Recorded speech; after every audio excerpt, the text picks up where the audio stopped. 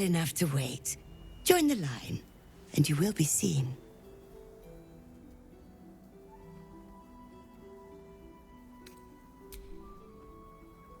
Yes, but all must wait. The doctor's hands are full. Join the line. You will be seen.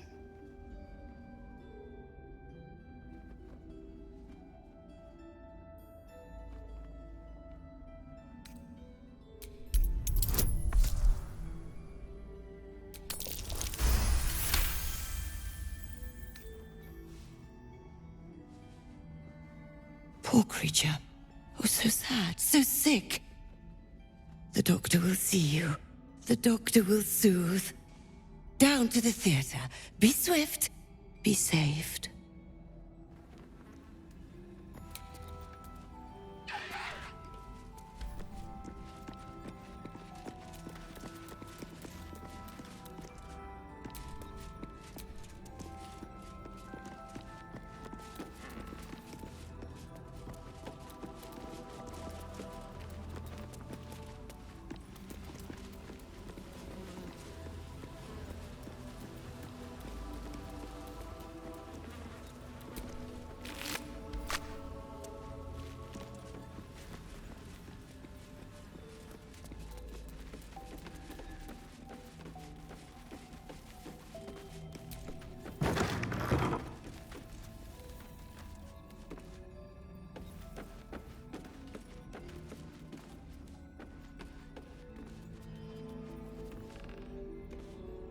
Only with unwavering hand can we show our subject mercy.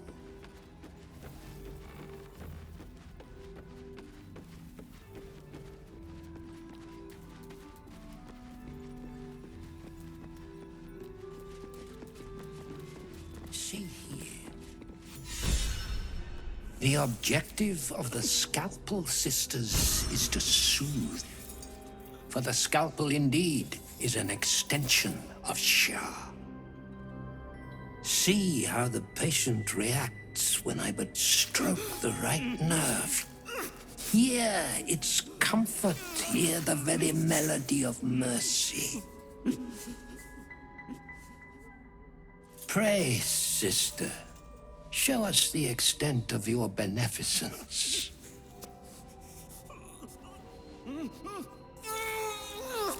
Stop. Stay your hand, for it slaps where it should stroke. We can hardly hear the patient's sighs of solace. Perhaps it is our unexpected audience that makes you quiver. Come, step forward. You are no sister, but that matters none. Every student is welcome.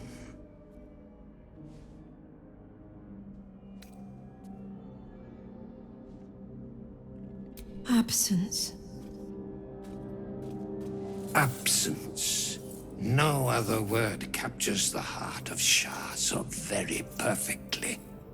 It is the scalpel-led journey that leads from pain to peace. Gods! A living nightmare is this. See?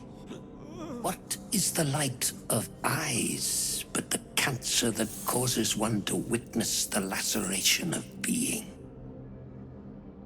If light is the symptom, then darkness is the cure. For in light there is presence, but in darkness there is absence. In light is presence, in darkness, absence. But you, look how the succor of Shah eludes you. See how painfully present you remain. We do not wish to see you suffer so. Let us cure you.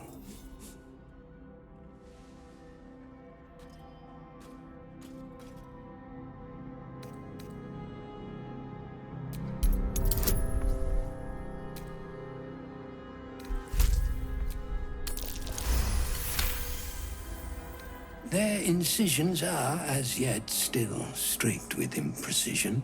That much I must concede.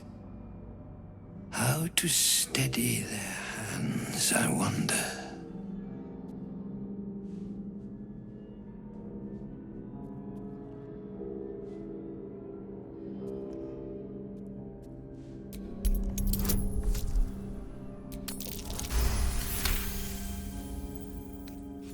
I see now. By example, I must edify and quell the light that blinds us.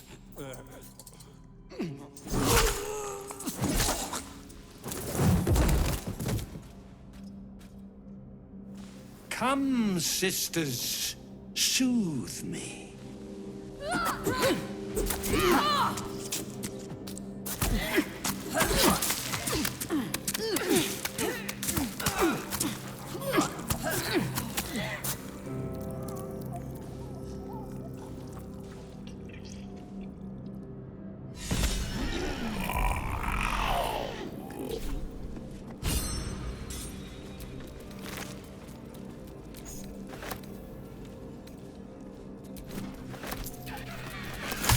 The great cure. Final. Final. Forever. He was cured.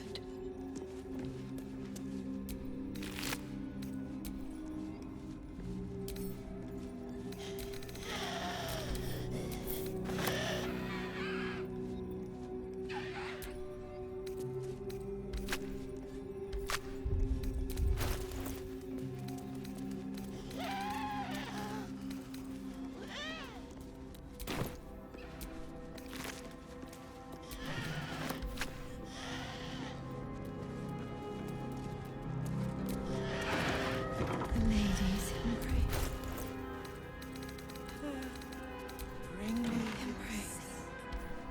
You're lonely. In these hands, it's safe.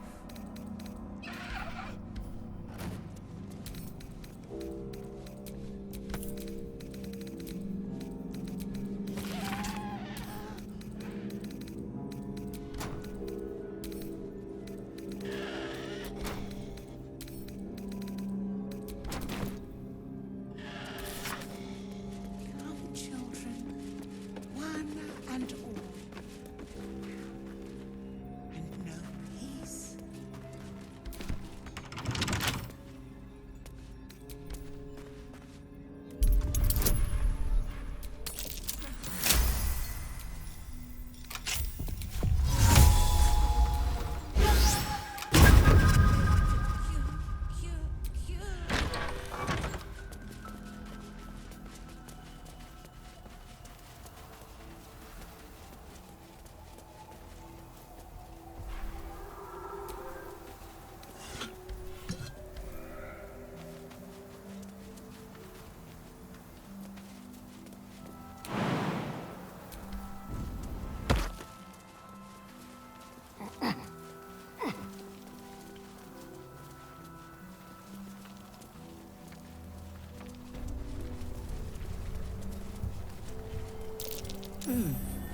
What's that?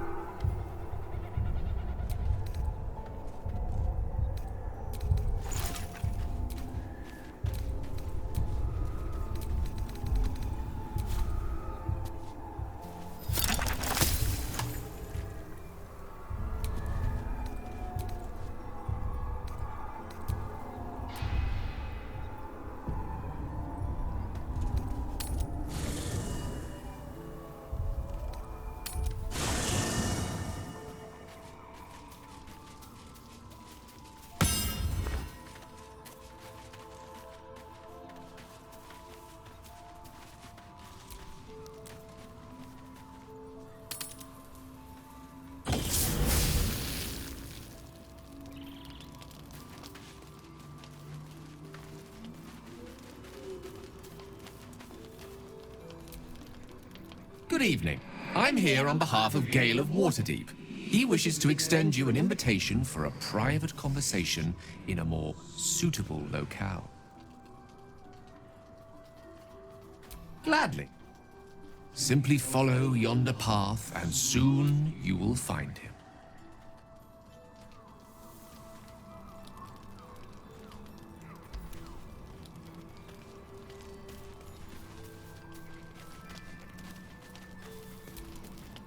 Good evening. I'm here on behalf of Gale of Waterdeep. You are speaking to a mere projection of Gale. His appearance, his voice, and a certain measure of his personality, reconstituted in this case to play as emissary and usher. Would you care to join him? What little I could glean from the portion of his mind that is open to me, it is a matter most urgent. Gladly. Simply follow yonder path, and soon you will find him.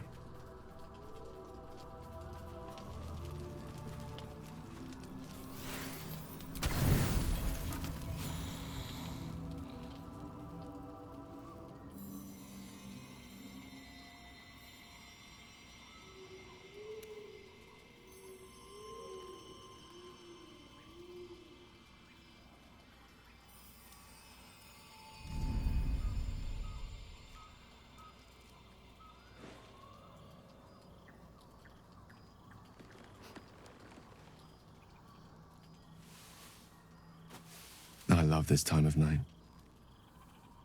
There's an almost reverent silence that accompanies the peak of darkness, when you'd almost believe the dawn will never break. The cradle of eternity. The timelessness of lovers. That most beautiful of fantasies.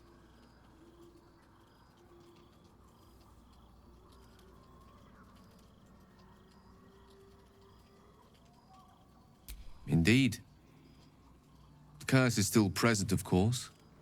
Just veiled and at arm's length for now. Not a trick I can repeat often, but tonight is different. This may be my last night alive. I wanted it to be under a canopy of beauty and wonder, and with company to match. I thought this place might bring me peace. I thought it might make the weight of what I must do feel a little lighter. But I'm not so sure.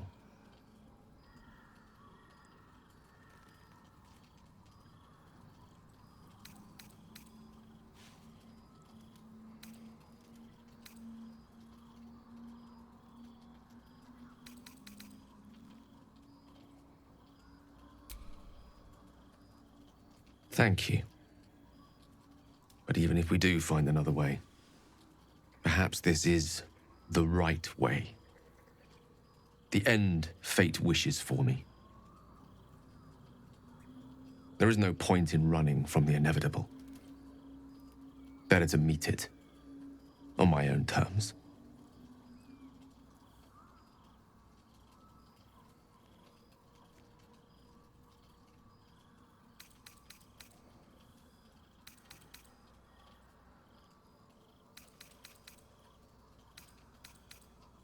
One moment with you could sate me for a lifetime and prize the fear from my heart. I'm so very glad you came to share this with me. I know this is all unreal, but I created it for you. You must know that you're very special to me. If things were different, if we were home, I'd have taken time to do things properly, to say it all better. But time is short. I'm in love with you.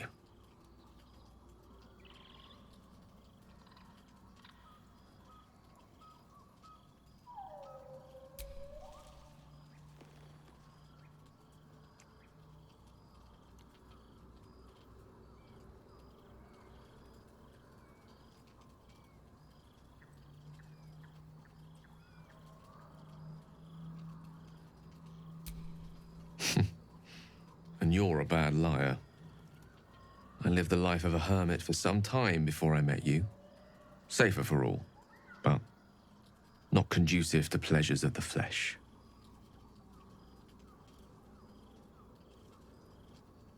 I want it to be perfect.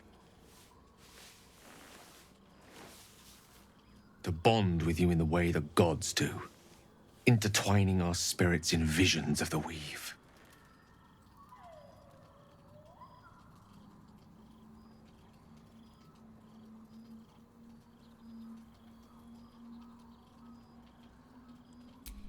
How about the perfect night in Waterdeep? Yes? Let's imagine how it would be.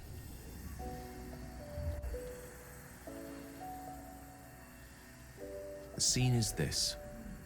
You and I stand in the room that is the center of my universe.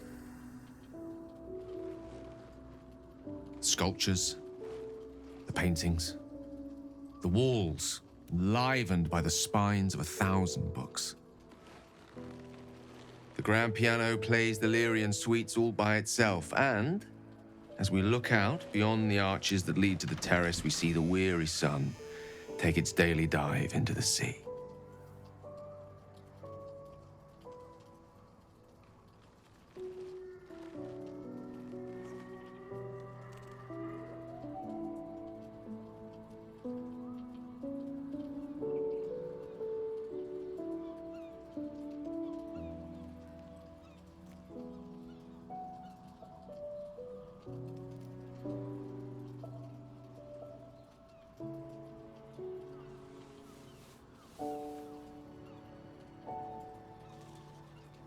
My favorite spot. Many times, evening turned to night and back to daybreak once more while I sat here, lost in words.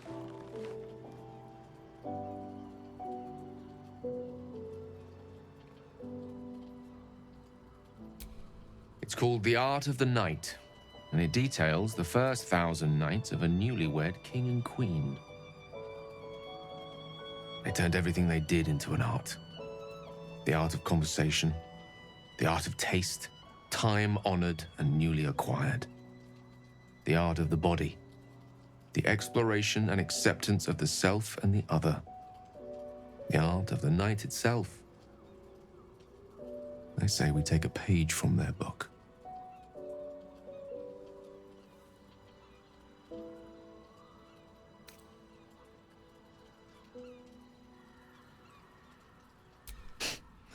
I'm many things, but coy's not one of them. What do you say?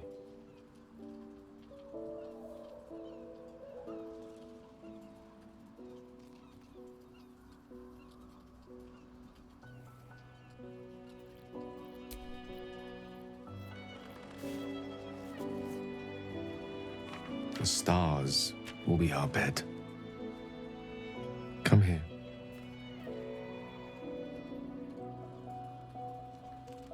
Why confine ourselves to the pleasures of mortal flesh?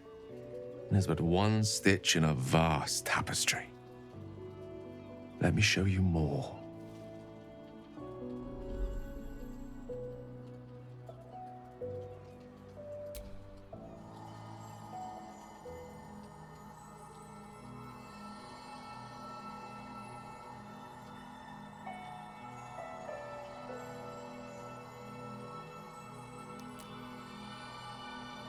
When you wake, it will be back at our camp. Back in our small, dirty, bloody patch of existence. But stay with me now. There are endless worlds out there. Countless ways to declare love. Infinite ways to express it. Too much for one night.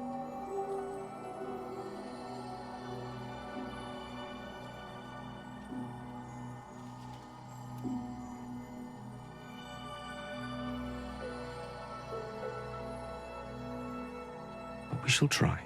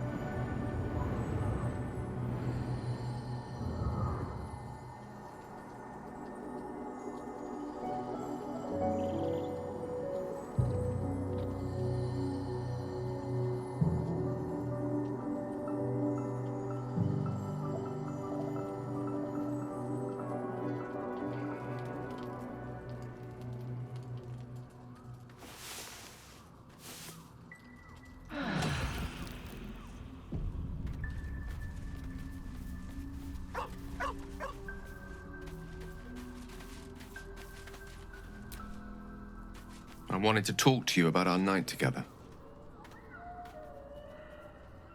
Have you ever walked to the very edge of a great precipice and shuddered at how easy it would be to step into the void?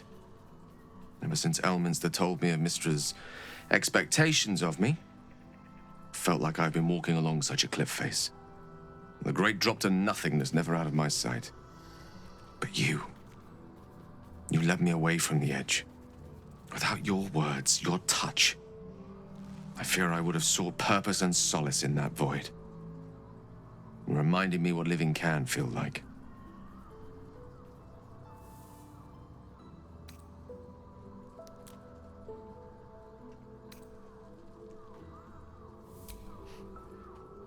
I had been hoping you'd say that. To be an object of pity. I couldn't live with that. I hope the end is much farther away than I had suspected. I hope that night meant as much to you as it did to me. And I hope we all have more time together. Together. Alone. I'll see that there is. Woe betide anyone who tries to stop me. There's nothing that would give me greater pleasure.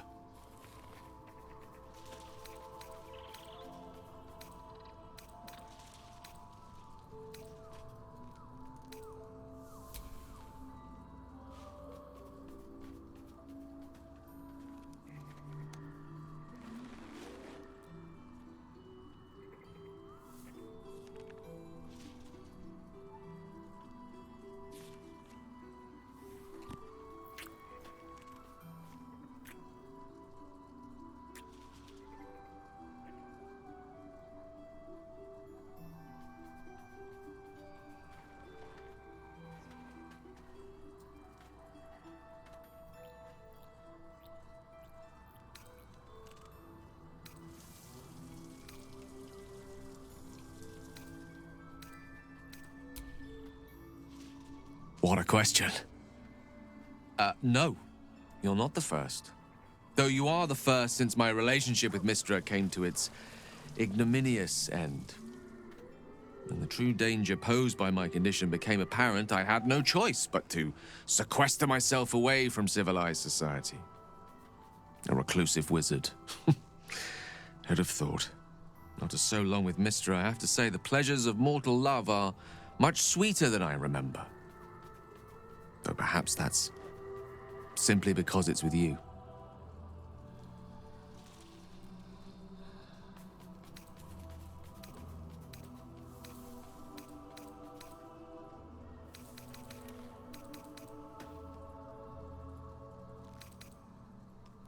Grateful. Someone apart from my Tressim, that is.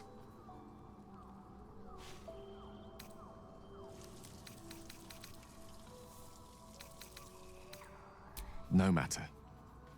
After all,